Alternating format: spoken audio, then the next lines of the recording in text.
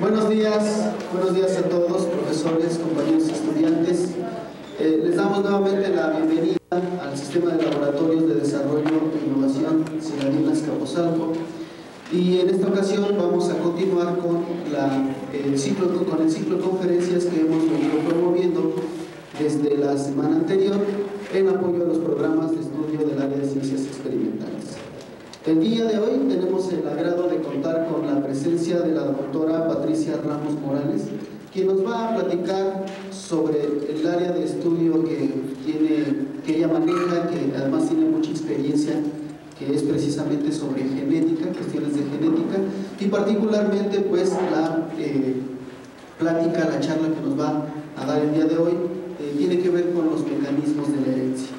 La doctora Patricia Ramos Morales es egresada orgullosamente del CCH y estudió la licenciatura, la maestría y el doctorado en la Facultad de Ciencias de la UNAM.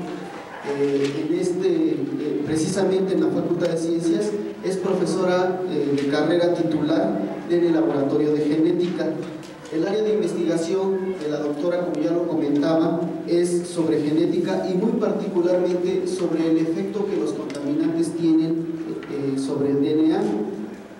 Ha tenido una amplia experiencia en este campo de trabajo y muestra de ello es la cantidad de publicaciones, asistencia a congresos, simposios y otros eventos académicos para dar a conocer los trabajos que ella realiza en compañía, desde luego, de su equipo de trabajo en el Laboratorio de Genética.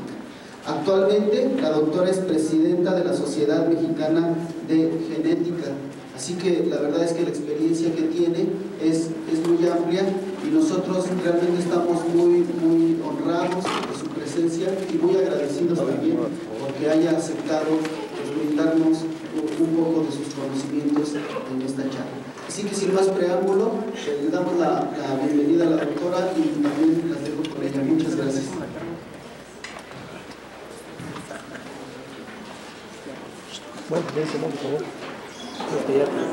Bueno, bien, buenos días. Pues antes que nada quisiera felicitarlos de veras. Comentaba con el profesor que es un gusto venir a los CCHs. Como lo dijo, soy egresada de la primera gloriosa generación CCHera, maravillosa. Y este es uno de los CCHs pioneros, es de los primeros 3 que existimos. Y es muy bonito porque regresar es regresar a casa. Es todo igual, no quiere decir que no haya cambiado, que no haya habido cambios afortunados, pero es muy bonito, es una forma de ser. Y en ese sentido, de verdad los felicito por estar aquí, por ser CCHeros, y ojalá y esto les haga tan felices en su vida profesional como a mí. Ha sido padrísimo y pues vamos a platicar de esto. Bien, el día de hoy la plática que me han pedido es acerca de mecanismos de la herencia, y para esto pues vamos a recurrir un poquito a repasar de una manera muy somera algunos de los aspectos que vamos a necesitar para platicar, y de ahí vamos a ir viendo ejemplos cotidianos, ejemplos comunes que cada uno de ustedes podrá reconocer en sus experiencias acerca de cómo es que los mecanismos de la herencia modifican en determinado momento la conducta y el comportamiento de los organismos. Primero que nada,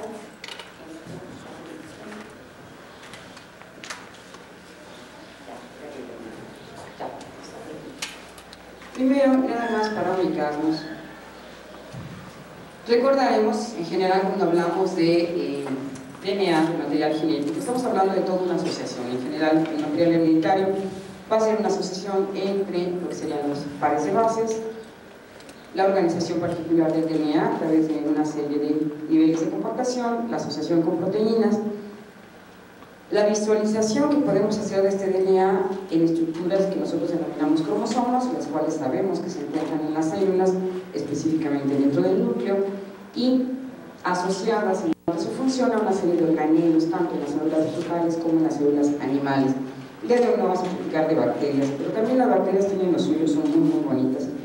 Y bueno, para empezar, lo primero que tendríamos que hacer sería ubicar cuándo y dónde surge el estudio de la genética. Y surge antes de esto, pero lo pongo porque es mientras les platico mis otros 2 acetatos, ya saben dónde quedar. Pero en general, el estudio de la genética surge cuando el hombre se empieza a hacer sedentario. cuando empieza a observar qué es lo que tiene a su alrededor, cómo es que los organismos se comportan. Y de hecho tenemos referencias sumamente antiguas de las culturas fenicias y egipcias, que son los primeros que empiezan a modificar su ambiente a través de seleccionar la palma datilera y empezar a modificarla. De hecho son los pioneros de la diseminación artificial, aunque más adelante la aplica de una manera más definida Gregorio Mendel. Ahora, para poder entender a Gregorio Mendel, bueno, si me olvidaba, estaba hablando de los fenicios y de los egipcios, también tenemos ejemplos de selección genética en la cultura china a través de la selección del maíz, y por supuesto en la cultura prehispánica a través de la selección también de la selección del arroz en el caso de los chinos, la selección del maíz en el caso de las culturas prehispánicas. Y por un lado, y por otro lado, en cuanto a la selección de los animales que vivían con ellos, que no nada más iban domesticándolos, sino que se fijaban en ciertos atributos como podía ser la forma de la crin del caballo, la forma de la cola, si tenían las orejas gachas o las tenían levantadas, etc. Y se tienen evidencias, por ejemplo, en las culturas rupestres de genealogías de caballos. Esto es muy interesante porque el caballo es un organismo a largo plazo, digamos, de reproducción a largo plazo, y sin embargo se tienen con muy buenas evidencias de seguimiento durante diferentes generaciones acerca de la aparición de estos atributos. Bueno, y ahora vamos a irnos a un viaje histórico. Es un viaje que nos permite entender un poquito el trabajo de Mendel. Mendel vivió por ahí del siglo, hace 2 siglos, 1820 más o menos, y sus trabajos son dados a conocerse en 1865. Sin embargo, aquí ocurrió un hecho muy importante, y es que tuvieron que pasar cerca de 60 años para que les pudieran entender. No es nada más que su letra estaba bastante fea, porque sí estaba bastante fea, sino que el ambiente histórico no permitía, histórico y científico, no era el sustrato adecuado para reconocer la obra de Mendel. Tan importante es que en general actualmente seguimos estudiando primero a Mendel y después cualquier otro aspecto si queremos hablar de genética. Para ello entonces, pues vámonos al siglo XVIII. Todas las niñas deben andar con unos vestidotes hasta abajo, los niños deben andar con sus pantalones, sus chalequitos, su reloj de cadena, empiecen a ubicarse en esta época. Y entonces vamos a tratar de entender qué es lo que este monje nos propone. En este momento, en el siglo XVIII, sabemos que existe la generación espontánea. Creemos en la generación espontánea. Sabemos que si queremos ratas, pues lo único que tenemos que hacer es acumular basura. De la basura salen las ratas. Si queremos lagartos, pues hay que hacer un pantano, y después de cierto tiempo del pantano salen los lagartos. Por lo tanto, los lagartos se hacen con un buen pantano. Si queremos moscas, pues nada más hay que tener carne descompuesta, y entonces de la carne descompuesta surgen las moscas.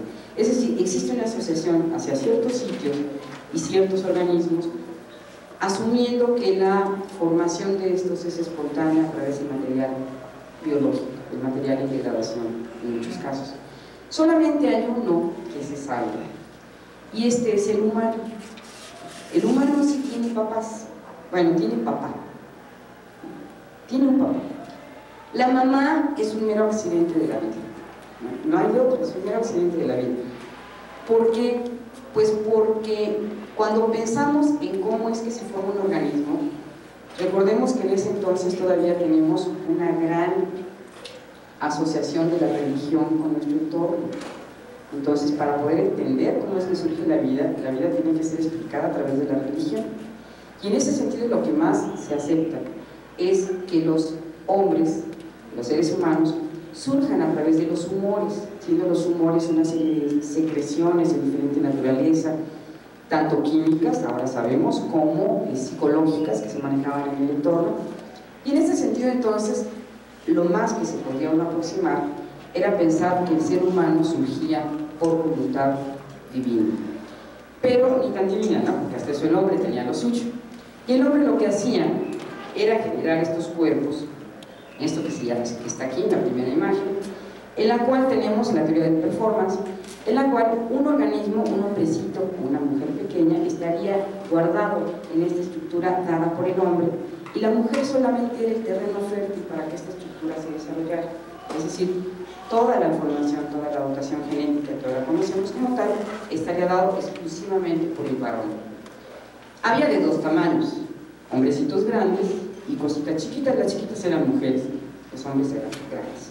Después se trata de relacionar a través de los trabajos de Da Vinci y otros científicos, haciendo disecciones con perro y con caballo. Se trata de hacer analogías con el humano, y se sabe pues que tiene 2 testículos, se sabe que los testículos están asociados con la reproducción, y entonces se asuma que del testículo derecho salen hombres, del izquierdo salen mujeres. Y la mujer, otra vez, todavía después de este avance revolucionario, la mujer no sigue siendo más que un receptáculo para poder desarrollar esta semilla que estaba dando el hombre. Y entonces surge Mendel. Mendel era una persona que egresa de una clase social media-baja. En este sentido, en esta época, los oficios se heredan familiarmente, es decir, si una persona es agricultor, su hijo será agricultor y sus nietos también, y no se entiende que piense en cambiar de carrera. Sí, supongo yo que ustedes están similar, ¿no? Se han escogido estudiar lo que sus papás son. En este caso, Mendel tenía la misma tendencia. Él hubiera querido ser médico, pero para ser médico su papá tenía que haber sido médico, cosa que no se podía. Sin embargo, ocurre algo que permite cambiar el destino de Mendel, y es que él ingresa a un monasterio, el monasterio de los agustinos, en el cual encuentra la posibilidad de poder modificar su destino. Ingresa para estudiar, bueno, para hacer matemáticas, ingresa al monasterio, y además hace cursos de matemáticas. Mendel en primera instancia es un matemático, y es en parte lo que hace que haya podido presentar la información de la manera que él la manejó. Después de estudiar matemáticas, ingresa también a la universidad a hacer estudios sobre naturalismo. Todavía la biología como tal no existía. Sobre naturalismo, y entonces empieza a relacionarse con los seres vivos, en particular con las plantas. Más adelante en el monasterio se encarga de cultivar el jardín, y en este jardín empieza a hacer una serie de observaciones que le permiten hacerse más preguntas. Por ejemplo, trabajo con la planta del chícharo. ¿Por qué el chícharo? Porque se lo comía, era para comer. Trabajo con la planta del chícharo, y entonces se empieza a dar cuenta de que existen ciertos atributos que aparecen de manera clara en diferentes plantas. Por ejemplo, se encuentran plantas que él llama plantas altas. Una planta alta más o menos mide 90 centímetros, 90 centímetros. Pero también había plantas que eran enanitas, eran chiquitas, 30 centímetros. No había manera de confundirse al momento de clasificar una planta enana y una planta alta. Las plantas altas daban hijos altos y las plantas enanas daban hijos enanos. Por otro lado, se encuentra que la forma de la vaina puede ser lisa y hinchadita o arrugada. Seguramente ustedes habrán visto alguna vez una vaina que se ve como seca. Sin embargo, al abrirla, los chícharos se ven muy bien. Entonces, nada más es la forma de la vaina lo que cambia, la textura de la vaina. La semilla también puede ser lisa o puede ser rugosa. El color de la testa y de la semilla puede cambiar, puede ser amarillo y verde o amarillo y gris, respectivamente. La flor puede ser púrpura, sin un rojo muy encendido, casi un violeta, o puede ser blanco. Y estas, que fueron 7 atributos que él identificó, pues imagínense, vayan contando el tiempo. Más o menos una planta de chícharo permite unas 3-4 generaciones al año. Vamos a ponerle 3 generaciones al año. Él durante 2 años se dedicó, bueno, él primero se dedicó a su gran parcela, partirle en pedacitos, y empezar a cultivar por allá las plantas altas, por acá las enanas, por acá las de semillas arrugadas, las de semillas lisas, las de testa amarilla, las de testa gris, etc. Hasta que tuvo sus 14 variedades claramente identificadas. Y una vez que las identificó, durante 2 años se dio cuenta de que existía una regla. Planta alta daba hijos altos, planta enana, hijos enanos. Flor púrpura daba plantas de flor púrpura, y así sucesivamente. Y las blancas daban origen a flores blancas. Esto es debido a una característica de la planta del chícharo, de su flor. Su flor, como la vamos a ver más adelante, es una flor que tiene una cápsula en la parte superior que está aislando los órganos reproductores. Al aislarlos, permite que la planta se autofecunde.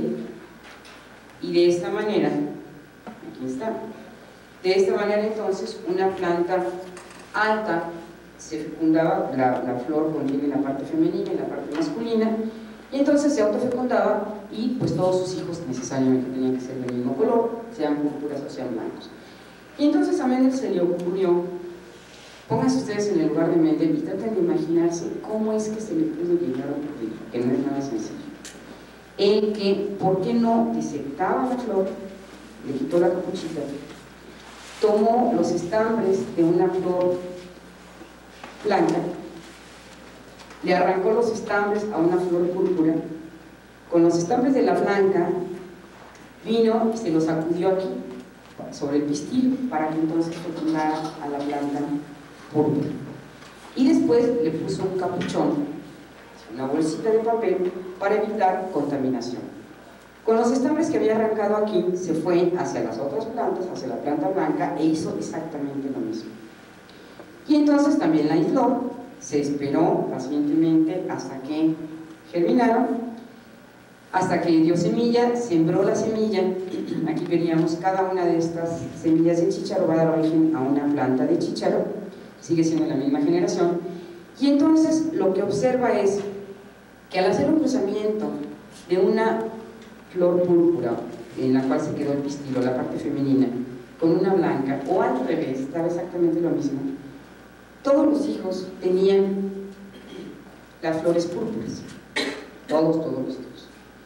Es decir, la característica para flor blanca se perdió. Entonces deja que estas plantas púrpura crezcan, den flores, den semilla, vuelve a tomar cada una de las semillas y la vuelve a sembrar. Pero la cosa más importante que hizo Mendel es que era una persona muy meticulosa. Entonces, imagínense que llevó un registro que decía: cruza 1, número de plantas tantos. Planta 1 dio 10 vainas. De las 10 vainas, la vaina 1 tiene la semilla 1, que después me da origen a esta planta, y que en la siguiente generación me da origen a tantas plantas más.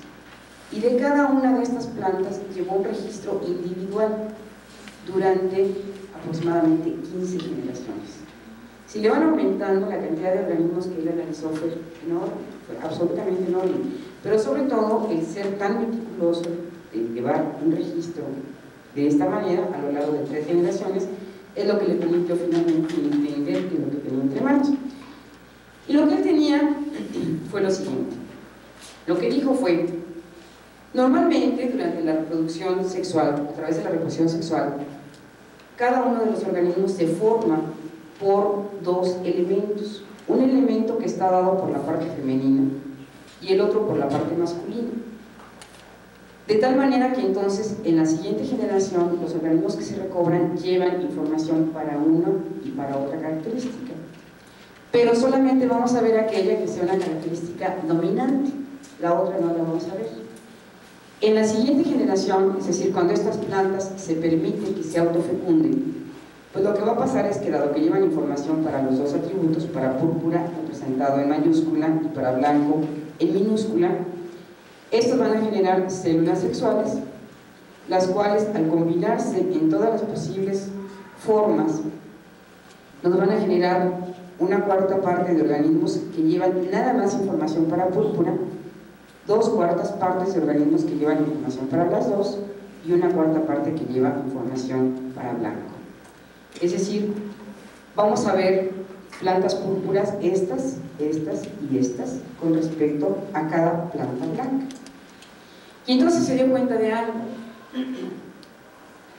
que no había sido evidente hasta ese momento, y es que no todo es igual, no todas las plantas púrpuras son iguales. Durante 2 años él había visto que una planta púrpura daba origen a plantas púrpuras, pero ahora lo que se encontró es que existía la posibilidad de que plantas púrpuras dieran hijos blancos. ¿Por qué no se habían dado cuenta antes? Pues lo más probable es porque antes la información que llevaban era solamente de un tipo. Entonces, aunque los 2 papás contribuían, como cada uno daba la misma información, no era evidente que efectivamente los 2 sexos estuvieran aportando información. En este sentido, entonces, se encuentran 2 características diferentes, es decir, las plantas se pueden ver igual o pueden tener el mismo fenotipo o aspecto, pero pueden ser internamente distintas, es decir, su genotipo puede ser diferente. Se ven iguales por cómo es que el gen funciona, eso es otra cosa. Por otro lado, cuando hablamos de un rasgo dominante, por ejemplo el color púrpura, este se ve igual en los organismos que solamente tienen la misma información, a los cuales denominó homocigotos, o a los que tienen de los dos tipos y llamó heterocigotos. Finalmente, se encuentra que existe un atributo que él llama recesivo, que solamente es posible observar cuando contiene dos alelos o dos factores que son idénticos, es decir, dos recesivos. Y entonces ahora sí puede clasificar a las plantas púrpura como dominantes, blancas como recesivas. Pero además, el otro aspecto muy importante del trabajo de Mendel es que sienta las bases para decir toda una herejía, y más doble herejía porque venía de un monje. Y lo que él decía es, en la formación de cada organismo contribuyen de la misma manera el hombre y la mujer, en este caso la parte femenina y la parte masculina. Imagínense el escándalo, fue espantoso, todo el mundo se comía Mendel. ¿Cómo es que se estaba atreviendo a decir que la parte femenina contribuía, y no nada más que contribuía, sino que daba exactamente la misma información que la parte masculina? En ese contexto del performance y de la generación espontánea y demás, esto fue una herejía pero absoluta. Y no hubo los elementos académicos para entender su obra, sino hasta que transcurrieron cerca de 65 años, cuando se habían observado ya los cromosomas, se habían observado más tipos de células, y se habían analizado el comportamiento de diferentes organismos. Entonces 3 investigadores de manera independiente descubren el trabajo de Mendel, lo estudian y lo entienden. Ustedes se cuenta de la precocidad académica de Mendel, es bastante adelantada a su tiempo. Bueno, el siguiente paso que hizo fue este. Esto es que él, lo que les acabo de platicar, lo hizo con los 7 atributos que había identificado, es decir, así como las plantas púrpura fueron dominantes, las plantas altas dominaban sobre las enanas, la posición axial de las flores y de las vainas dominó sobre la lateral, las semillas amarillas dominaban sobre las verdes, vean que se nota muy claro, las semillas lisas dominaban sobre las rugosas, etc. Entonces la siguiente pregunta fue, bueno, ¿y qué tal que ahora junto 2 atributos? Y si voy a poner 2 características que sean dominantes en una planta, la voy a cruzar con 2 que sean recesivas y quiero analizar si es que sigue habiendo la misma tendencia. Y entonces hizo lo que nosotros llamamos una cruza bihíbrida, en la cual combina el color de la flor por un lado, la textura de la semilla lisa con su color amarillo, que son 2 atributos diferentes, y por otro lado plantas que producen semillas rugosas pero de color verde, ambas líneas puras. Esto quiere decir que durante generaciones solamente produjeron hijos idénticos a ellos. Y entonces vuelve a hacer lo mismo, quita los estambres, los lleva a otra planta, se los sacuden, hace lo contrario, es decir, hace polinización artificial, las aísla para evitar contaminación y recobra a la primera generación.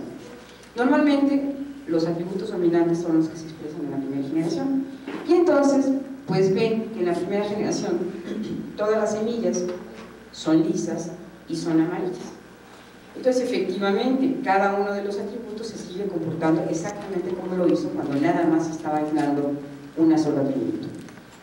En la siguiente generación, cuando lo deja que se reproduzcan, se observa que las plantas de la generación F2 o filial 2 o la segunda generación de hijos, esto es lo que quiere decir, la F significa filio, que es un hijo, y 2 quiere decir que es el número 2 a partir de la cruza que nace. Y así es como se numera. Ustedes con respecto a sus papás serían la F1, cuando ustedes tengan hijos, sus hijos serán la F2 de sus papás y la F1 de ustedes, ¿ok? Es para que vayan haciendo su pedigrí. Pero bueno, entonces, ¿qué pasa con las semillas de la F2? Pues en las vainas se encontraron tanto semillas amarillas como semillas verdes, semillas rugosas contra semillas lisas. ¿sí? Hubo de los dos tipos. Y las proporciones en las que se encontraron fueron de 9 partes, 9 semillas lisas y amarillas, 3 lisas pero verdes, 3 amarillas pero rugosas y una amarilla, verde y rugosa. Es una proporción de 9, 3, 3, 1, que además sería el producto de un binomio 3 a 1 al cuadrado. Si ustedes hacen un binomio 3 a 1 o lo multiplican 3, 1 por 3, 1, les va a dar una proporción de 9, 3, 3, 1. Y entonces lo que él hizo fue construir el modelo matemático para presentarnos esto, que nosotros estamos viendo genéticamente a través de un análisis matemático en el cual los ingredientes que están participando son el azar en estos cuadros de cruce, el cuadro de Punnett, ¿sí? El nombre que recibe más adelante este cuadrito, tiene que lo que estamos metiendo en la información que viene en cada una de las diferentes gametas, tanto de origen materno, de origen paterno, y que se combinan en todas las combinaciones posibles, todos los posibles arreglos en una generación al azar. Esto es lo que él propone y entonces nos habla de 2 leyes. La primera, que se refiere al primer trabajo, en la cual nos dice las características hereditarias se heredan, se segregan a los hijos durante la reproducción sexual. Y en la segunda ley nos habla de que los atributos independientes se distribuyen, o 2 características que están independientes, se distribuyen libremente hacia los hijos en todas las posibles combinaciones. Enunciado de otra manera, finalmente eso es lo que nos dice Mendel. Bueno, déjenme decirles una cosa, que si el pobre Mendel viviera, haría mucho berrinche al darse cuenta de que esto que él propuso quedó finalmente aceptado para poquito de los atributos que maneja, o sea, quedó aceptado para la altura y lo alto y el ancho. Sin embargo, por ejemplo, con respecto a la flor púrpura, los F1, es decir, los F1, los que son híbridos o heterocigotos, nosotros, los humanos, los vemos púrpura.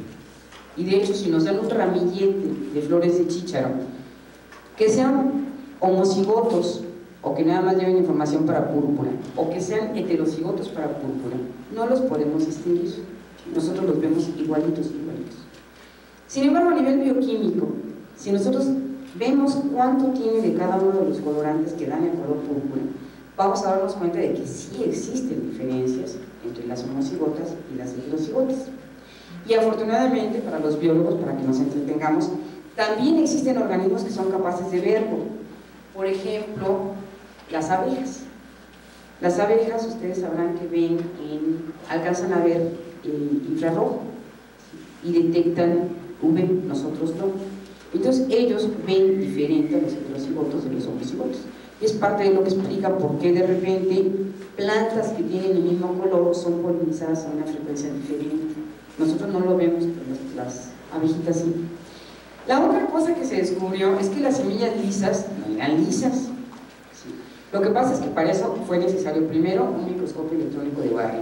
Pues ya se imaginarán ustedes que se tardaron mucho tiempo en que ese microscopio pudiera ser generado. Vamos a hacer un experimento. El experimento es que vamos a tomar 3 costales. En el primero es un costal de azúcar. ¿Saben cómo son los costales de azúcar? De fibra de vidrio o algo así como fibra de vidrio. Y lo vamos a rellenar de azúcar. Y entonces lo vamos a tocar. Y lo vamos a sentir liso. ¿Sí? Está parejo. Bien rellenito de azúcar, está parejo. Vamos a tomar otro costal de la misma textura. Pero ahora lo vamos a rellenar con naranjas. Y lo van a tocar. ¿Cómo va a quedar? Rugoso, chipotudo, todo. Se nota que son granos grandes los que están adentro. Es lo mismo que pasa con las vainas, con las semillas. Estas tienen granos de, bueno, estas no. Las papas y las papas, las mamás y los papás tienen granos de almidón pequeñitos y granos de almidón gruesos, grandes. Y entonces hace que la textura de la semilla se vea rugosa o se vea lisa. En el tercer costal vamos a poner bien empaquetado naranjas y azúcar.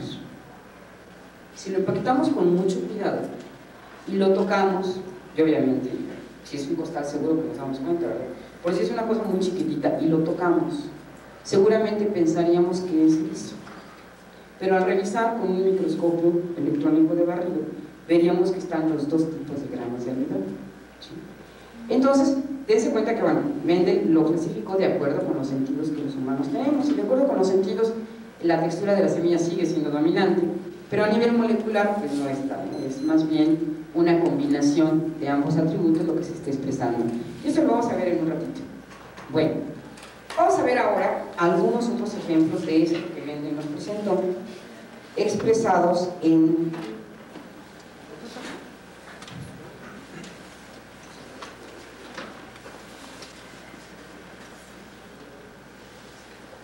humanos. Esta es una imagen que a mí me encanta, es muy bonita. Les presento a un albino negro, o un negro blanco, como quieran decir. Me da exactamente igual. El albinismo es una enfermedad, es una afección genética, en la cual la ruta de formación del pigmento, de la melanina, se bloquea. Por cierto, para su conocimiento, pues todos somos iguales con respecto al color, porque todos somos productos de un solo pigmento. ¿Sí? Los cheyennes, los orientales, nosotros, los negros y los blancos, solamente hacemos un tipo de pigmento, que es la melanina. Pero dependiendo de qué tanto hacemos, de qué tanto lo podemos incorporar, de qué tanto lo perdemos, pues tenemos un color o no. Sin embargo, en determinado momento esta ruta puede fallar. Y entonces se producen cuadros como estos, en los cuales tenemos un albino. Este niño albino es hijo de este señor. Sí, es su hijo de adeveras. Entonces vean, su papá es negrito, negrito. El albino sigue siendo negrito porque el negro se define no nada más por el color, sino por los rasgos. Entonces sigue siendo un negro, pero es un negro albino. Y se comporta de una manera recesiva. Podríamos decir que se comporta de una manera recesiva porque para que el albinismo se exprese, los dos alelos de albinismo tienen que estar juntos. En este sentido, entonces, la presencia de color, sea el que sea el color, es un atributo dominante y el albinismo es un patrón recesivo. Y bueno, pues aquí todo estaba muy bien, nada más que de repente, donde llegamos a encontrar casos como estos, en los cuales una persona tiene un pedacito de albino. Y entonces nos meten en problemas los genetistas, porque hay que tratar de entender qué pasa.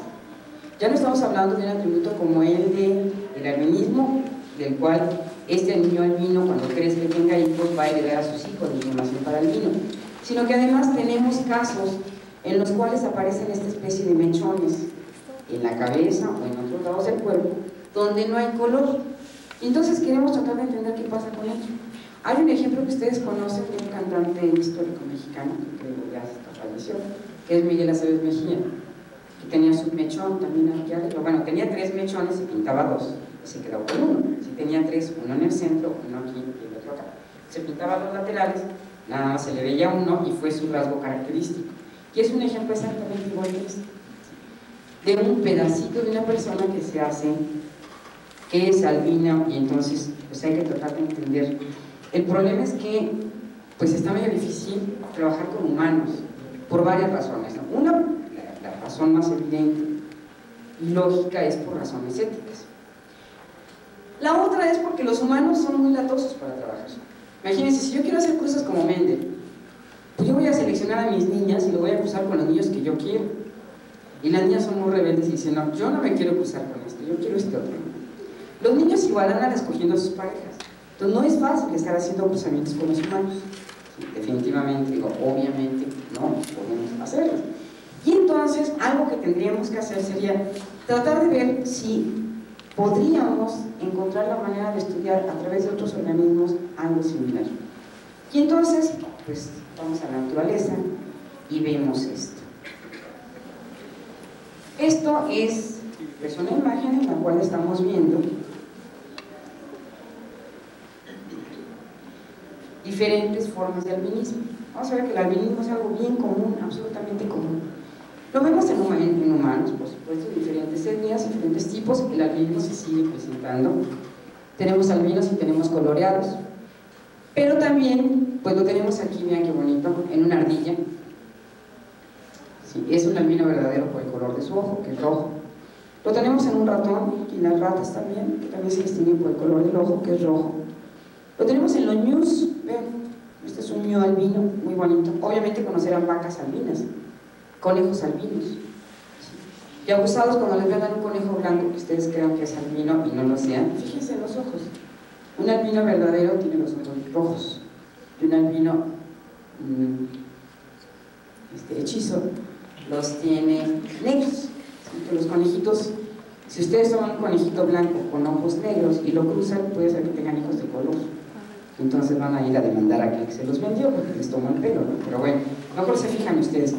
En el caso de los humanos, mi pregunta sería: ¿por qué no tienen los ojos rojos los albinos? Porque no los tienen rojos.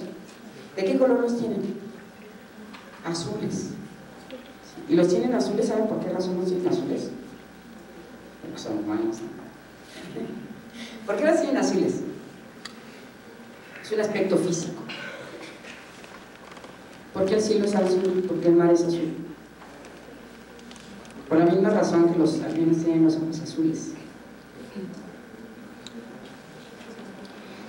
Porque por la forma del ojo es una cámara enfocada al infinito, y lo que nosotros detectamos cuando vemos una imagen enfocada al infinito es una longitud de onda que corresponde a 260, que la vemos como azul. Por esa razón, por la misma razón, el universo, el cielo, lo vemos azul porque está enfocado al infinito, y el mar lo vemos azul porque está enfocado al infinito. Entonces los albinos tienen sus ojitos azules porque están enfocados al infinito. Así que no extrañen a aquellos de ojo azul, ya le pueden decir tus ojos. Bueno, depende, ¿no? O los ofenden o les dicen así, platónicamente, que con sus ojos ve el infinito, lo que ustedes quieran. Todo se vale aplicar. Bueno, vamos a ver entonces qué es lo que pasa con otras características. Miren, retomando el caso, entonces lo que está pasando con los albinos es: para que un albino se produzca, tienen que coincidir dos alelos que son recesivos. Cualquier otra condición me da presencia de pigmento. Si uno de estos se combina con uno de estos, podría tener un hijo albino, ¿sí?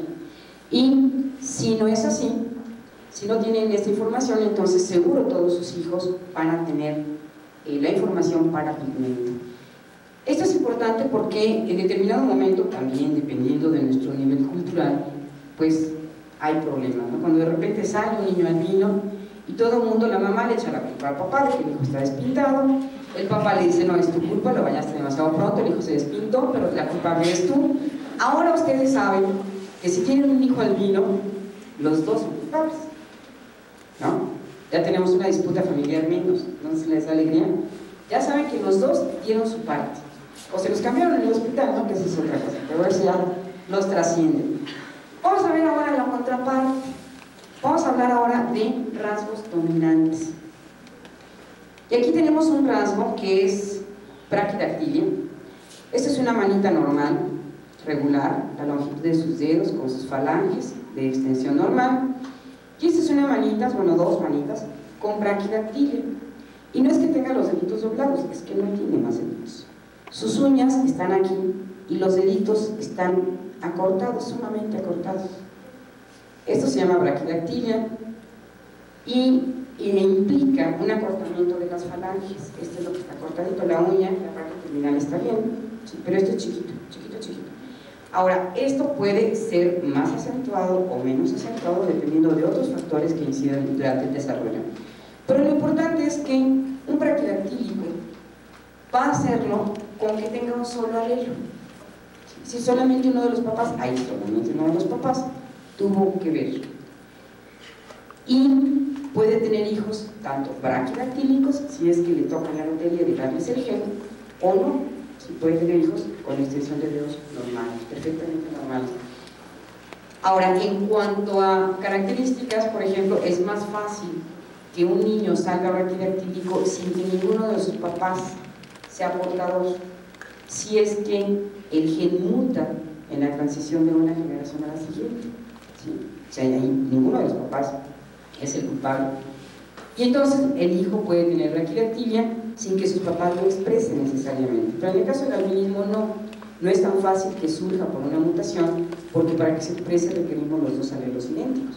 Entonces tendrían que ser dos mutaciones, y si cada mutación tiene aproximadamente una frecuencia de aparición espontánea de 1 por 10 a la menos 7, pues dense cuenta de que coincida en un solo organismo dos veces esta frecuencia de aparición espontánea en relación abierta es algo sumamente difícil, si prácticamente no lo veríamos no lo podríamos explicar de esta manera. Bueno, ahora vamos a hablar de otro ejemplo, un ejemplo que de hecho ustedes conocieron en la película Gattaca. La película Gattaca, que seguramente alcanzaron a ver, y si no la alcanzaron a ver, ahí se los recomiendo, es una película para genetistas. Hola. Se fabricaban personas para tocar obras a 12 dedos, ¿sí? Porque eran obras muy complicadas, muy difíciles, entonces se buscaban personas que tuvieran 12 dedos, de tal manera que pudieran abarcar todas las teclas y tocar estas obras a máximo grado de dificultad. Y en este caso tenemos que también se fabrican para jugar béisbol. Pues una persona con 6 dedos se tendrá la pelota mejor que una con 5, ¿no? Este es un beisbolista, es de veras, el beisbolista es un beisbolista profesional y tiene polidactilia. Como su nombre lo indica, la polidactilia es la presencia de un dedito más, uno o varios deditos más. Y es un gen exótico, porque puede tener en una mano 6 deditos, aquí están, miren, 1, 2, 3, 4, 5, 6. Puede tener 6 deditos en una mano y en la otra 5. En una puede tener 7 y en la otra 6. Puede tener más deditos en las manos y en los pies, o nada más en un pie, pero en lo demás. Es un gen medio exótico.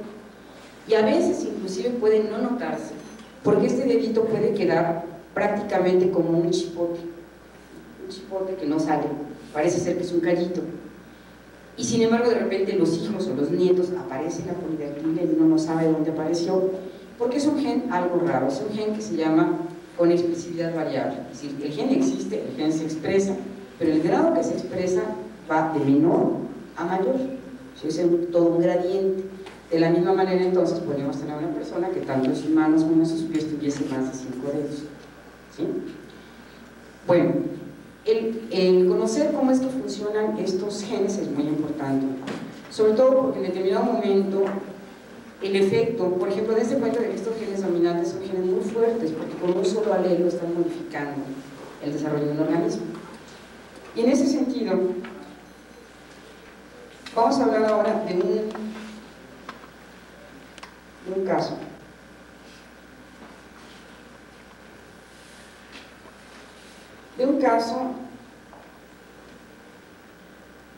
Aquí está, seguramente ustedes habrán visto muchos.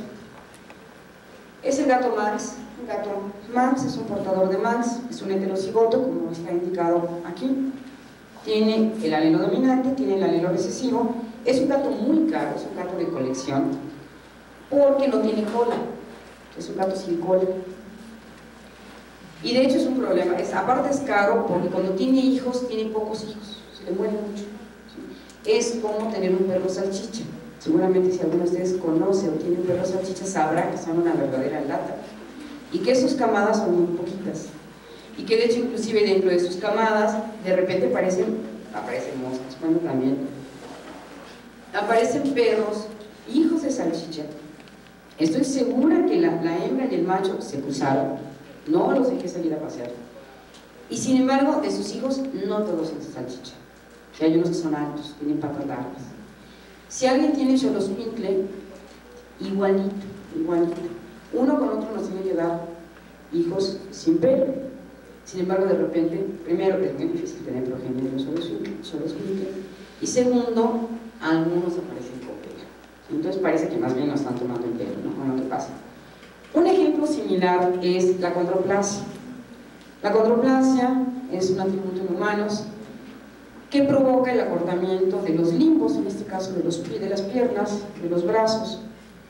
El tórax es de talla normal, de talla regular, y la cabecita es una cabecita triangular en escudo, así se llama, en escudo por la forma que tiene. Los acondroplásicos, son típicos, son característicos, no podemos confundirlos con otro tipo de enanitos que tienen una complexión diferente. Los acondroplásicos tienen un patrón que es desafortunadamente igual que el del gato Manx, igual que el del xoloscuincle, igual que el de los salchicha, los perros bulldog y todos estos perros raros, extraños que existen, e igual que esto que está acá.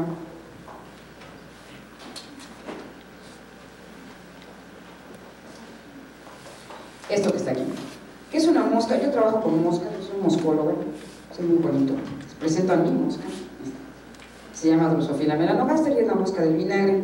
que es uno de los organismos que se ha utilizado más para hacer genética durante mucho tiempo, porque es muy noble para trabajar en laboratorio, es sumamente noble. Bueno, normalmente una mosca de mis moscas, mis preciosas moscas, es un díptero porque se le clasifica así porque nada más tiene un par de alas. Recuerden ustedes que los insectos tienen dos, por ejemplo los coleópteros, los toritos, las alas duras y las alas membranosas que están abajo, por ejemplo las libélulas, ¿sí? Los helicópteros tienen dos alas y así sucesivamente. Pero los dípteros nada más tienen una, esta, y el segundo par de alas es esta, es una bolsita chiquitita que se llama halterio o balancín y es equivalente a los oídos de ustedes, son órganos del equilibrio. Si a una mosca normal le arranca un halterio, es igual que si a ustedes les apaga un oído. Mi mosca ya no va a poder volar derecha y ustedes tampoco, por ustedes no van a poder volar, pero tampoco van a poder caminar derechos, sobre todo si les apago de jalón, ¿sí? Si les apago los dos, ¿qué les pasará si les apago de repente los dos oídos? ¿Tienen idea? Se caen, en ese momento se caen. Esto no lo hagan, por supuesto, pero a lo mejor algún día les hicieron aquella espantosa broma de pegarles en los oídos. A quien le hayan pegado seguramente le dio náuseas y a lo mejor hasta se fue de rodillas. Eso no lo hagan, por supuesto, para nada. Y le pasa porque pierde en ese sentido el equilibrio, es un balancín nuestro oído, es un órgano que nos permite balancearnos, organizarnos espacialmente. Y es lo mismo, esa es la alteración que ha sufrido mi mosca evolutivamente hace miles de años. Sin embargo, en determinado momento llegan a aparecer moscas con 4 alas. Esto es algo rarísimo, rarísimo. Normalmente ya las moscas drosófilas no son así, pero a veces llega a ocurrir que aparece, y entonces estamos hablando de una mutación dominante que se llama tetráptera. Tetráptera porque entonces aparecen las 4 alas. Sin embargo, tetráptera solamente puede aparecer una vez. Es decir, vean ustedes, una mosca tetráptera, esta a fuerzas es heterocigoto. Igual que un xoloscuincle es heterocigoto, igual que un salchicha también lo es. Y por eso vamos a entender por qué de repente tienen hijos que no parecen sus hijos. Igual que un acondroplásico. ¿Qué pasa con eso? Son heterocigotos. Entonces, cuando hagan sus células germinales, la mitad va a ser portador del alelo dominante, la mitad del alelo recesivo. Si lo combinamos con un macho que tenga la misma información, entonces el macho también hará la mitad de los espermatozoides portando el alelo dominante y la mitad portando el alelo recesivo. Y cuando un óvulo que lleva el dominante se combina con otro que lleva el dominante, entonces esta condición va a ser letal. Cuando un óvulo que lleva el recesivo se combina con un espermatozoide que lleva el dominante, vamos a tener una mosca tetráptera. Y viceversa aquí, ¿sí? Un óvulo con el dominante y un espermatozoide con el recesivo también es tetráptera. Y cuando coinciden en las dos células germinales ambos alelos recesivos, entonces tengo una mosca normal, un díptero normal. Lo importante aquí es que tetráptera es un gen dominante porque cuando está presente el alelo modifica el fenotipo, ¿sí? O sea, veo el fenotipo dominante. Pero fíjense que ahora tenemos un problema de dosificación. Es decir, si tengo un alelo para tetráptera tengo 4 alas, pero si tengo 2 alelos tengo un cadáver. No es viable, no se desarrolla. O sea, las alteraciones que provoca este gen mutante son tantas que realmente mi mosca no va a ser viable. Si en los gatos manx coinciden 2 alelos M mayúscula, el gato manx muere, más bien no se desarrolla. Si la mórula, digan hasta mórula y mórula, se aborta. Si en los salchichas, xoloscuincles, bulldogs y demás coinciden, pasa exactamente lo mismo. Si en los acondroplásicos coinciden, pasa exactamente lo mismo, ¿sí? Esto implica que en determinado momento, cuando 2 enanitos se aparean, pueden pasar 2 cosas, bueno, 3. Pueden tener hijos enanitos, que serán aquellos heterocigotos que hayan recibido de un papá el gen para enanismo, pero del otro el gen para estatura regular. Pueden tener hijos de estatura regular, si los 2 papás les dan información para estatura regular, que es recesiva. Y puede ser que tengan abortos, ¿sí? Que casi no son abortos, desafortunadamente, con el caso de la acondroplasia. No son abortos, es un gen letal pero tardío, y entonces el niño se desarrolla, nace y cuando nace muere. No nace muerto, es un óbito, pero muere hasta el final del desarrollo. Entonces, afortunadamente, es un gen bastante dramático, porque no se pierde como aborto, el cual sería tal vez muy grave, de todas maneras se va a perder, pero no se pierde temprano, sino hasta el final. Y esto, de hecho, ocasionó que históricamente los enanitos tienen una historia que explica por qué tienen hijos muertos. Ustedes se acordarán de las cortes europeas, allá por el medievo y por los señores feudales, que en las cortes los enanitos eran los bufones de las cortes. Seguramente habrán visto documentales, leído historia y demás, donde los enanitos, pues su función era entretener. Y algún día surgió un rey que era muy enojón y no hubo ningún bufón que lo pusiera contento. Y entonces, pues aquel bufón que lo hacía enojar, pues, lo decapitaban, y después llamaron a un enanito para que lo entretuviera.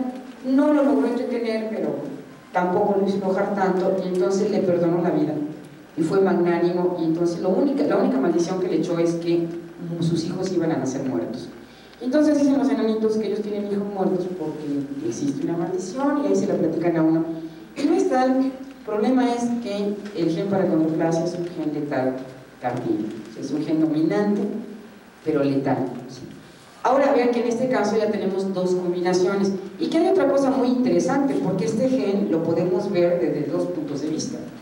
De acuerdo con lo que nos decía Mendel, si un gen dominante es aquel que se expresa en el heterocigoto, entonces Tetráptera es dominante, ¿no? Porque en el heterocigoto se está expresando. Sin embargo, si lo analizamos para sobrevivencia, fíjense qué pasa. Si lo analizamos con respecto a la capacidad de sobrevivir de estos organismos, estos sobreviven, este sobrevive, y este no sobrevive. Y este no sobrevive porque están coincidiendo estos dos alelos. Entonces, para la viabilidad, la condición letal sería recesiva. ¿Sí? ¿Ya lo vieron? O sea, tenemos dos patrones de herencia inversos que están empalmados. Uno para el fenotipo, en el cual Tetráptera es dominante, y otro para la sobrevivencia, en el cual Tetráptera es recesiva. ¿Sí? Pero son para dos cosas diferentes. ¿Okay? Bueno, finalmente la parte de acá abajo, esto es otra mutación, es una mutación interesante porque aquí normalmente una mosca drosófila tiene su antena, estos serían sus ojos, su proboscis. La antena, la parte basal de la antena, la coxa y lo que sería la arista, que es estos pelitos delgaditos que ustedes ven aquí, se ve muy bien. Pero normalmente pueden existir otro tipo de alteraciones también muy dominantes, pero que se presentan durante el desarrollo y que modifican el destino final de una estructura. Fíjense que aquí esta mosca tiene esto que se ve aquí como un palpo, nada más se llama palpo, una cosa gordita. Aquí está como una membrana, pero es la misma estructura. Esto que se ve aquí redondito es de esta estructura. Y estas aristas de la antena aquí son patas, una pata y otra pata. Es una mosca que camina muy bien, nada que no tiene antenas, tiene patas en la cabeza. Y esto es lo que se llama una mutación homeótica. También es un gen dominante y también es letal en condición heterocigótica. La ventaja de tener organismos como Drosophila o como gatos o como cualquier otro es que vean que podemos estudiar con ellos fácilmente esto. En cada 10 días tenemos generaciones nuevas y demás, y entonces podríamos entender la parte básica que nos permite estudiar, por ejemplo, acondroplasia sin tener que estudiar acondroplasia en humano. O sea, vamos a estudiar otra mutación similar para tratar de entender su mecanismo, y entonces a través de ello tratar de entender qué pasa con el humano. Bueno, vamos a retomar otra vez el ejemplo de esta, pero ahora para la parte de abajo. Vamos a ver otro ejemplo que seguramente ustedes conocen muy bien, que es el de grupo sanguíneo. Aquí despierten, hagan así, despierten, sacudan las manos, esto es muy importante para ustedes, chicos. ¿Qué pasa con los grupos sanguíneos? El sistema ABO específicamente es un sistema muy interesante porque y aquí ni siquiera está ese, es la anemia falciforme. Bueno, pero el sistema ABO, ahorita vamos a platicar del sistema ABO, es muy interesante, les interesa en particular a ustedes, para que no les tomen el pelo, ahorita les digo por qué. Pero bueno, aquí vamos a ver otro caso que tiene que ver con la hemoglobina. La hemoglobina, que sabemos es la molécula cargadora de oxígeno que nutre todas nuestras células. Y para la hemoglobina es una hemoglobina cuaternaria, va a estar formada por dos hélices, la hélice alfa y la hélice beta. En determinado momento la hélice alfa de la hemoglobina puede mutar y cambiar a una forma dominante, que es la forma de la anemia falciforme. La anemia falciforme, recordando el DNA, es el producto del cambio de solamente una base por otra, es una mutación puntual, cambia una base por otra base. Al cambiar esta base se genera una proteína que queda defectuosa, porque obviamente las proteínas reflejan el origen, en este caso la secuencia de bases que les da origen a los aminoácidos y posteriormente a la proteína. Y esto hace que la propiedad acarreadora de oxígeno de la hemoglobina en los eritrocitos, como ustedes pueden ver aquí, muy bonitos como hamburguesitas, cambie, ya no es tan buena acarreando oxígeno. Y entonces los eritrocitos se convierten en una especie de media luna, una especie de hoz de estas, del hoz y martillo. Y entonces a las células se le da el nombre de células en forma de hoz, porque no pueden acarrear el oxígeno y entonces se deforman. El problema de esta enfermedad es que pues los vasos sanguíneos están hechos para células redonditas y por lo tanto los eritrocitos pasan por los capilares más finos prácticamente de una en una. ¿Qué pasa cuando en lugar de que los eritrocitos sean redondos, son en forma de hoz? Pues se forman cúmulos, se tapan, no pueden pasar. Al no poder pasar, no irrigan perfectamente ese tejido. Al no irrigar el tejido, empezamos a tener anemia parcial en el tejido, podemos tener muerte de parte de este tejido. Esto genera gangrena y puede matar a un individuo. O sea, todo esto por el cambio de solamente una base, y una base que provoca un cambio físico, en este caso en las células, porque son incapaces de transportar el oxígeno. Por eso se le llama las células en forma de hoz de la anemia falciforme, porque le da esta complexión. Y esta característica es muy interesante porque a nivel de patrón de herencia, solamente el homocigoto para células en forma de hoz tiene muchísimos problemas. El heterocigoto puede vivir como una persona prácticamente normal. Sin embargo, cuando revisamos sus eritrocitos, nos vamos a encontrar que tiene de los dos tipos. La pregunta es por qué, si tiene de los dos tipos, no se le tapan los capilares. Es porque tiene menos células falciformes, entonces alcanzan a pasar todavía. Y en ese sentido entonces podríamos hablar de que el patrón de herencia puede ser relativo al nivel en el cual lo estamos evaluando. A nivel global la enfermedad es recesiva, a nivel molecular la enfermedad es codominante, porque están los dos tipos de células. Y para hablar de codominancia y de otro patrón, ahora vamos a complicárselos un poquito más. Les decía que pasaron 65 años para que entendieran el trabajo de Mendel. Y entonces, como pasa siempre, ¿no?, los típicos refritos en investigación, pues encontraron el trabajo de Mendel y entonces dijeron, pues vamos a hacerlo. Vamos a ver si es cierto que lo que hizo este monje hace 60 años sigue siendo cierto. Entonces unos tomaron plantas de chícharo, lo volvieron a repetir todito. Otros también tomaron plantas de chícharo, nada más que estos no tomaron Piscis sativum, sino otra especie y no les salió. Y de hecho lo que se encontraron fue esto, que ellos cuando cruzaron plantas rojas, este es el otro tipo de chícharo, rojas con blancas, los hijos fueron rosas. Y esto pues obviamente les desconcertó porque o Mendel estaba mal o esta planta respondió diferente. Más bien la planta respondió diferente, porque ahora se encontraron lo que fue un patrón a la mitad. O sea, ¿quién es el dominante? ¿El rojo porque pinta el blanco? ¿O el blanco porque despinta el rojo? No es exactamente lo mismo. O sea, el chiste es que estas son rosas. Y entonces fíjense que inclusive los genetistas que tenemos fama de escribir en jeroglíficos, pues lo que hacemos es modificar nuestras letras para indicarle a quien nos está leyendo cuál es el patrón de herencia. Dado que ya no tenemos dominantes y recesivos, ya no usamos letras mayúsculas y minúsculas. Ahora usamos una letra, cualquiera, la que ustedes quieran, sea mayúscula o sea minúscula, pero ambas iguales. Y a una le ponemos una comita para indicar que es diferente, simplemente que es diferente. De tal manera que esta sería la roja, esta sería la blanca y esta serían las rosas. Cuando un genetista ve esto, sabe inmediatamente que ahí no hay dominancia, ¿sí? Ahí tenemos una herencia intermedia. Y sabemos que es herencia intermedia porque la expresión del hijo estaría en una escala ubicada a la mitad de la de ambos padres. Otros ejemplos similares es esto, que es muy bonito, la de los caballitos. Estos caballitos seguramente habrán visto caballitos así. ¿Quién es el papá? ¿Quién es el hijo?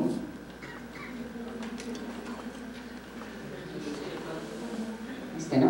Palomino es hijo de Cremelo y de Castaño. Castaño y Cremelo son atributos con herencia intermedia, entonces Palomino, que es el hijo, tiene información de los dos. Lo mismo pasa en perros con el color miel de los cocker spaniel, por ejemplo. Pasa exactamente igual. Bueno, vamos a ver otro patrón de herencia. Esto realmente es la entrada a una herencia de este estilo, que es un poquito diferente a lo que estábamos viendo ahorita y que tiene mucho que ver con nosotros. Por ejemplo, ahora lo que estamos viendo es, si nosotros pudiéramos graficar por un lado a uno de los papás y por otro lado a otro de los papás, el fenotipo del hijo estaría a la mitad, ¿no? Eso es lo que acabamos de ver. Pero ¿qué tal si en lugar de tener un solo gen, tuviéramos dos genes? Y entonces nosotros analizamos todas las posibles combinaciones de genotipos que pudiera haber, los graficamos igual. Fíjense que si ahora habláramos de las mismas plantas, podríamos hablar de plantas blancas, rosas más fuerte, rosa intenso casi rojo y rojo, ¿sí? Y si le metemos más genes, entonces podríamos hablar de una gradación más fina que iría desde el blanco hasta el rojo. Y cada vez sería más difícil para nosotros darnos cuenta de cuál es el genotipo de cada uno. Esto pasa, por ejemplo, en el trigo. Yo no sé, bueno, niños citadinos, yo no sé si ustedes han visto el endospermo del trigo, pues les voy a dejar de tarea que se consigan un puño de trigo y lo abran. Y entonces vean lo de adentro de qué color está. Y se encontraría que va desde blanco hasta prácticamente café. ¿Sí? El endospermo tiene este tipo de herencia. Hay otro tipo de herencia que yo estoy viendo aquí ahorita. ¿Ya se me ocurrió cuál es? ¿Qué tipo de herencia que tienen ustedes y que están expresando ahorita, por más que se escondan, no lo pueden esconder, podría explicarse de esta manera? Esto se llama herencia continua, porque tenemos una campana que va desde menos a más. ¿Cuál podría ser? ¿El tipo de piel? El tipo de piel. Bueno, más que el tipo de piel, el color de piel. ¿Otro? El color de los ojos. ¿Otro? El cabello, color del cabello. Color del cabello, todo lo que sea color. Es. ¿Qué más? ¿Se acuerdan que habíamos dicho solamente hacemos un pigmento? Pero depende de cómo lo hacemos, cómo lo hacemos, etcétera, tenemos diferentes tonos. ¿Qué otro tenemos? Que también es súper evidente. La estatura. La estatura, ¿no? Ese es un principio que todas las mechas de kinder se saben. Por eso forman a los niños de chiquito a grandote, porque saben los maestros de kinder que estamos hablando de poligenes. Efectivamente, la altura está dada de esta manera. Fíjense, podemos tener, si nosotros graficamos, si a ustedes los formo, todos por tamaño, diferentes categorías, lo que me encontraría es que algunos van a ser chiquitos, chiquitos, pero voy a tener poco chiquito. Ya se me fue una chiquita que andaba por ahí bien chiquita, ¿no? Ya se me fue. Pero bueno, y también muy pocos van a ser altos, más allá del promedio. La mayoría vamos a estar a la mitad, ¿no? Unos más hacia la izquierda, otros más hacia la derecha. Pero eso es lo que nosotros nos podemos encontrar con los seres humanos. Pocos son exageradamente altos, pocos son exageradamente bajos. Sin ser enanos, no confundamos enanos aquí y zulus por acá, ¿no? Fíjense que los zulus son muy altos, nada de esto. De personas normales, nosotros esperaríamos encontrarnos con una campana que describiera la altura, que describiera el peso, que describiera el color de la piel también, ¿no? Todo el color de la piel. Entonces podríamos ir desde los, aquí me falta una, lo que pasa es que no se ve la otra porque está tan güera, aquí está, tan güera que no se ve, ¿no? Pero bueno, desde la güera que no se ve hasta el negro más negro, esos negros que tampoco tengo aquí que parecen azules, ¿no? No lo traje porque gasta mucho toner, no lo imprimí. Pero vamos a tener toda una escala que vaya desde prácticamente la mínima expresión del color hasta la expresión más acentuada que nosotros podamos tener, que se ve de hecho en estas personas de raza negra, casi azul. Bueno, finalmente vamos a hablar Ya casi, ya me voy a explicar, ya no les voy a platicar tantos chismes, pero bueno. Vamos a hablar de otra opción que también seguramente ustedes conocen. Y aquí sí tiene que ver con el sistema sanguíneo ABO, pero bueno. En el cual vamos a empezar a combinar, ahora tenemos para complicarlo un poquito más. Habíamos hablado de características de un tipo que finalmente, conforme avanzamos en la evolución, podríamos hablar de las primeras características, y todo lo que serían las formas mutantes son eventos de cambio que a través del tiempo han aparecido. Es decir, cambios que hacen diferente a un alelo con respecto al alelo patrón, al alelo base, en este caso el primero, ¿no? El silvestre. Que así como ocurre un cambio, puede haber ocurrido otro y otro y otro a lo largo de miles de años, de tal manera que tengamos diferentes opciones de información y que cuando se encuentran, entonces coinciden en darnos diferentes fenotipos. Es parte de lo que hace que seamos tan diversos, ¿sí? Por ejemplo, un organismo agouti, bueno, por ejemplo aquí, ¿no? Los ratones pueden ser negros, pueden ser blancos o albinos, pueden ser cafezosos también, de repente los ratones, pocos, y pueden ser agoutis. Ustedes los que más conocen son los agoutis, es un nombre más exótico para algo bastante feo. Son los de las coladeras, los horripilantes que andan por ahí.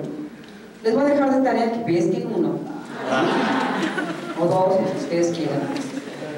Lo pescan, le arrancan un puñito de cabellitos, de pelos, y se vienen corriendo con sus maestros al Ciladín para que les presten sus microscopios, y entonces revisan y se van a dar cuenta de que si era de veras de coladera, ¿no? Tiene que ser genuino de coladera. Entonces va a tener un patrón de bandeado negro con amarillo. Eso es lo que se llama agouti. Es un patrón de bandeado negro con amarillo, y que está dada por la combinación de formas alélicas diferentes. Fíjense, en una población puede haber información para negro, liso, albino, o sea, sin color, liso por supuesto, y también para agouti. El que existan diferentes alelos en la población no quiere decir que un organismo los tenga todos, pero pueden existir más combinaciones en la población de las que nada más nos dan dos genes. Por ejemplo, tenemos aquí otro que es similar.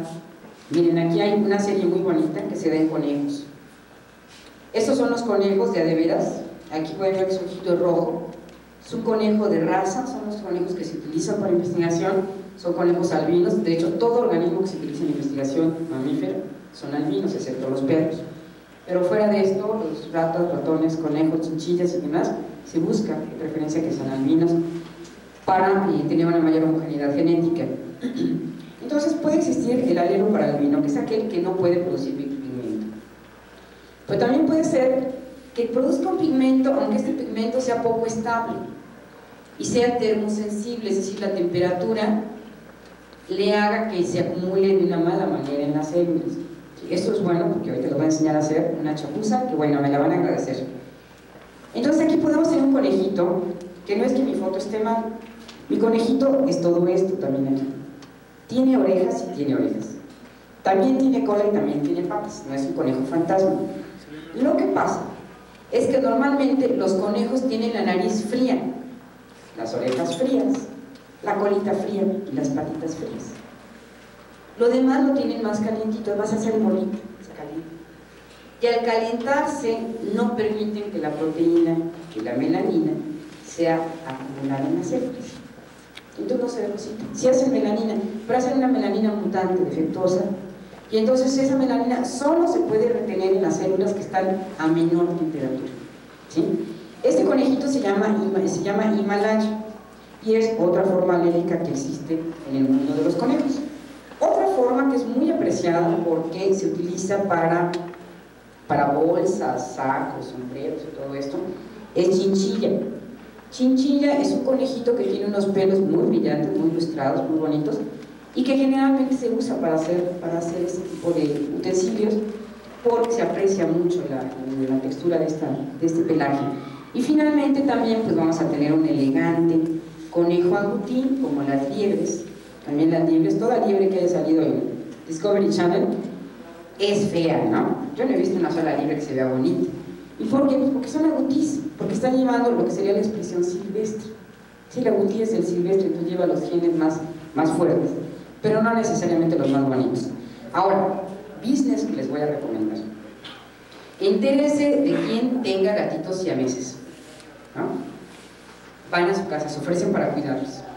Y entonces toman a un gatito siamés y le vendan las patitas, le vendan la colita, las orejitas, le ponen su gorrito, le ponen su capuchón en la carita.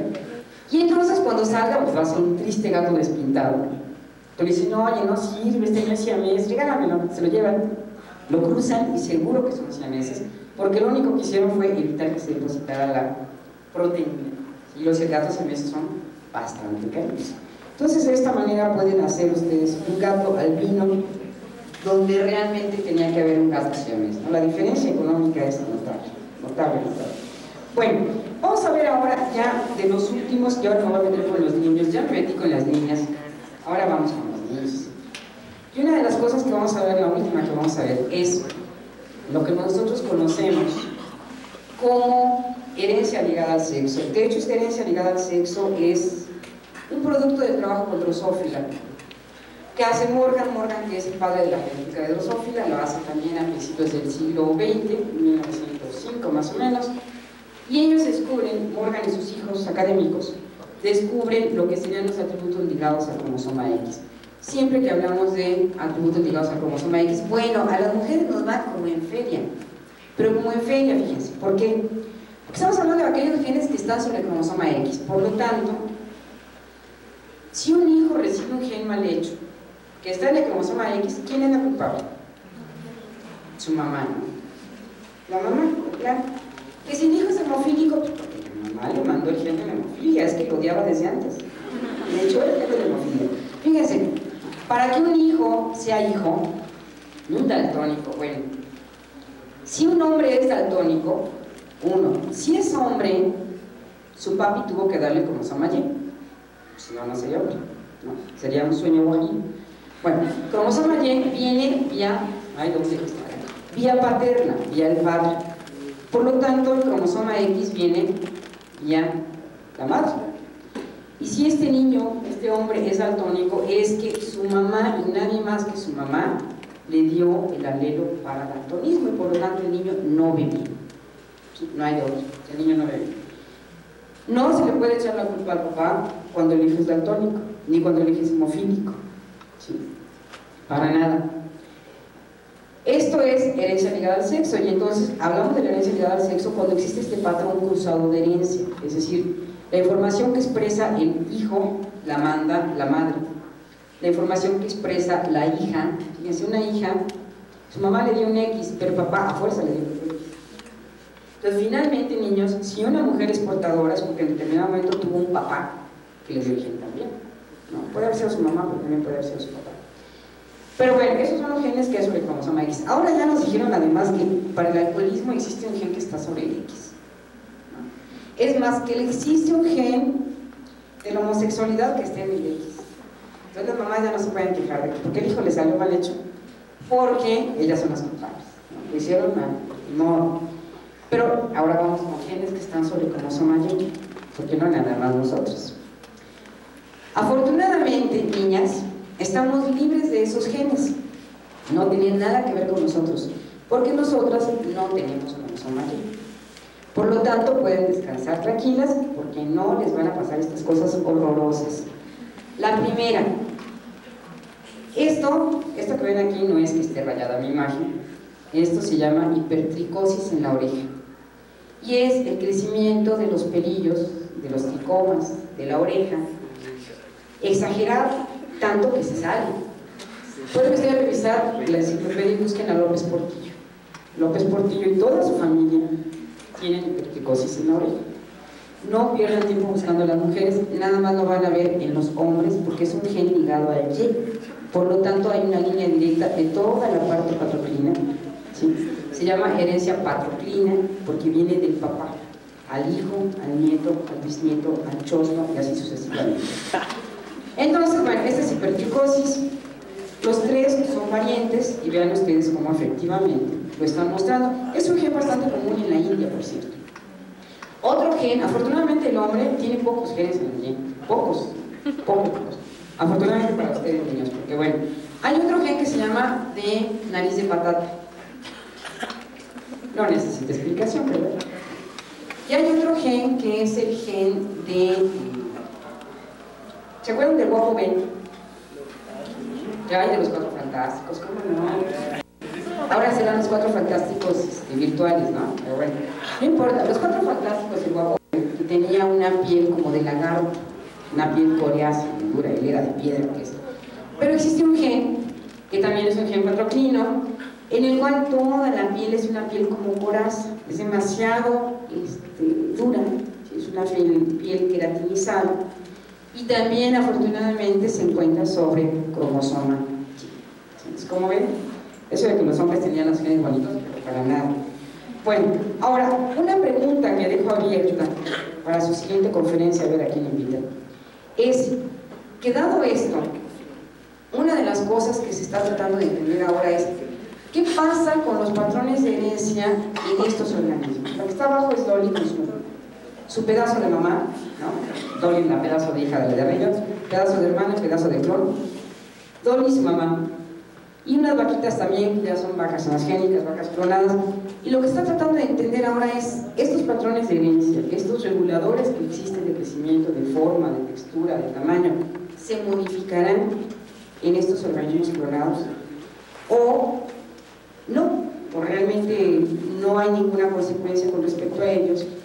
Y entonces podemos estar tranquilos. Parte de las preguntas, por ejemplo, acerca de los sistemas reguladores está en ¿por qué no se ha clonado a un varón? No un varón, sino un macho. Se han clonado hembras. Eso tiene que ver con la herencia ligada al sexo. Tiene que ver con que el cromosoma Y es una lata. Por supuesto que es una lata. En muchos terrenos es una lata, pero bueno. Pero la otra es porque en cuanto a nivel de regulación se requiere en este caso una dotación femenina para poder producir un organismo. La pregunta será, por ejemplo, ¿qué va a pasar cuando genes patroclinos se metan en un ambiente femenino para producir a un nuevo organismo, sea de la naturaleza que sea? Bueno, como ven, eso es una pequeña entrada de este tema. Hay muchísimas cosas más interesantes que se están haciendo. Evidentemente ahora este nuevo campo de la clonación con respecto a los patrones de herencia que ya se tenían establecido abre muchísimas preguntas a futuro. Esto es todo lo que les quisiera comentar el día de hoy y muchas gracias.